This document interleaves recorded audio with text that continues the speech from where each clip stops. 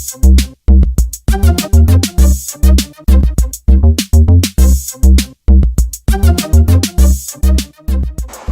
guys, it finally happened. I was pretty heavy into a 10-hour gaming session, and my MacBook just got so hot that the pixels started popping out of the LCD, and I have another picture here. It got so hot that the aluminum melted and the screen bent. So yeah, I guess MacBook Air does not work with Elgato. I'm just kidding. It's still working fine. I have a few things I want to go over. A lot of people were requesting that I go into some of the different settings and stuff like that. First thing I want to say is I did a little bit of research and stuff, and this is Black Ops 3. So Black Ops 3 on the Xbox One does not produce 60 frames per second. The PS4 will, but I think that's only in campaign mode and like cinematics and stuff like that. I don't think during multiplayer matches you're going to get 60 frames. And even if you record at 60 frames, it's not going to be a true 60 frame video.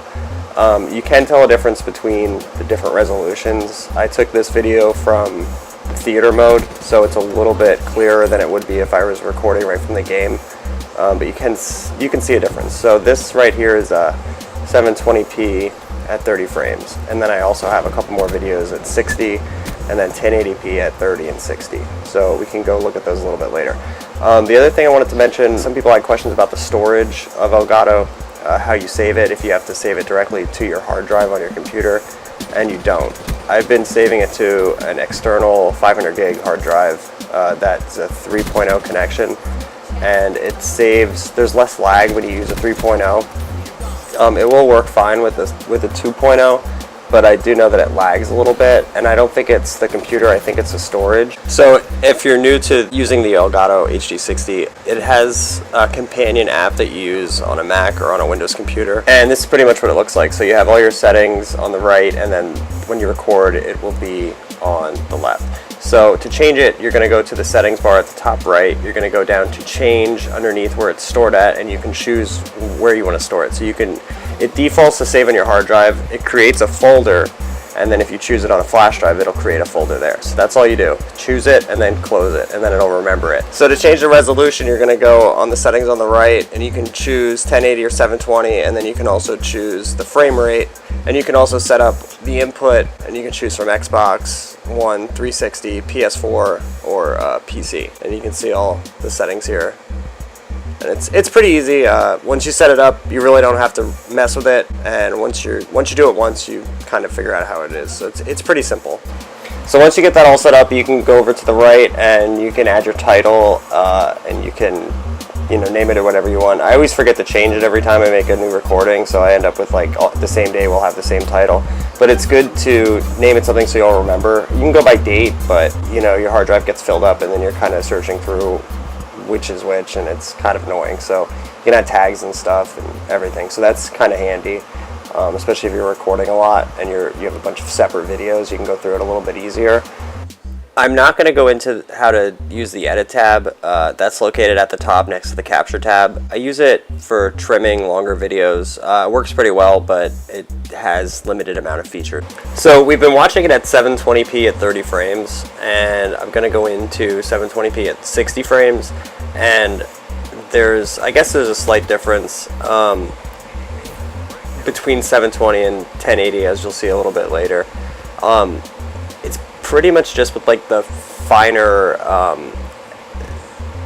details, like when you're watching this. So if for example, like the letters on the bottom left or in the kill feed, when it's 720, it's a little bit harder to make out the writing, but you can still make it out. It's still much better than the Xbox One recorder. I don't know how they call it 720p. I don't think it's actually 720p, but either way. Okay, and now we're going to go into 1080p at 30 frames per second, and you can see that it's actually a lot nicer. The resolution is the best. So the resolution between this and 60 obviously is going to be the same. The only difference is the frame rate. So when you're doing quick turns to the right or left, or just, you can tell when you're watching that. Like when I put on 1080p at 60, you're going to see that when I turn right or left, it's just a lot smoother of a transition. It's not as choppy. Even though this isn't really that choppy. When I check the settings, it says that it records at like 29 frames per second. When I change it to 60, it says it records up to 59 point something per second.